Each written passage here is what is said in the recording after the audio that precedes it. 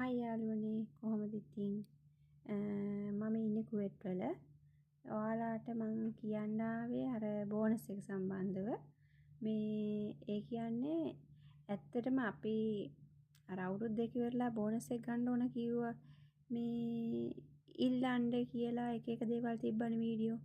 ඉතින් මං ගෙදර මම කල්පනා කරලා මේ ගෙදර ඇත්තටම හොඳයි. අවුරුදු දෙකක් ඉවර වෙලා තිබ්බේ. ඊට ඉස්සෙල්ලා මට හදිස්සියක් කියලා මම ලංකාවටත් ගිහිල්ලා ආවා මේ ගෙදරට.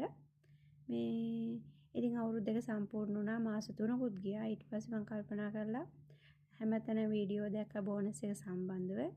ඉතින් ඒ සම්බන්ධව ඒ දැක්කට පස්සේ මම කල්පනා කළා ගෙදර අයගෙන් ඉතින් මේ ගෙදර අය ඇත්තටම හොඳයි. කිසිම ප්‍රශ්නයක් නැහැ. මට ඉල්ලන හැමදේමත් ගෙනත් දෙනවා.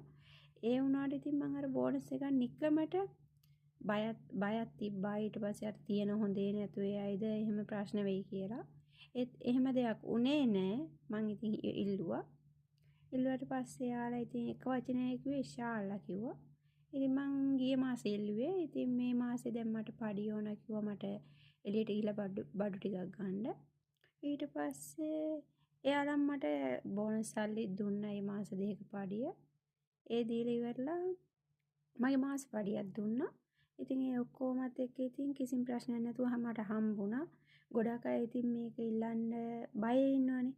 ඇත්තටම බය වෙන්න දෙයක් නැහැ. සමහරක් අය සමහරක් ගෙවල් වල ඉතින් අර අපි වැඩ කරන විදිහත් එක්ක අපි යාළුවට සලකන විදිහත් එක්ක එයාලා හොඳ නරක බලලා තමයි ඉතින් ගොඩක් ඉතින් එහෙම දෙනවත් ඇත්තේ.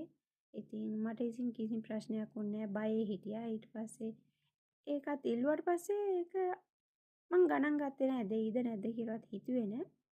ඒ වුණාට ඉතින් මට හම්බුණා. ඒකයි ඉතින් ගොඩක්ම මේ සතුටුයි.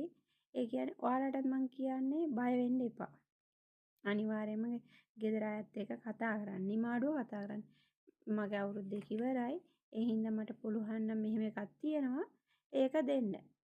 එච්චරයි. එයාලා ඊට පස්සේ එයාලා කැමති නම් දෙයි. නැත්තම් මේ එයාලා බෑ කියයි.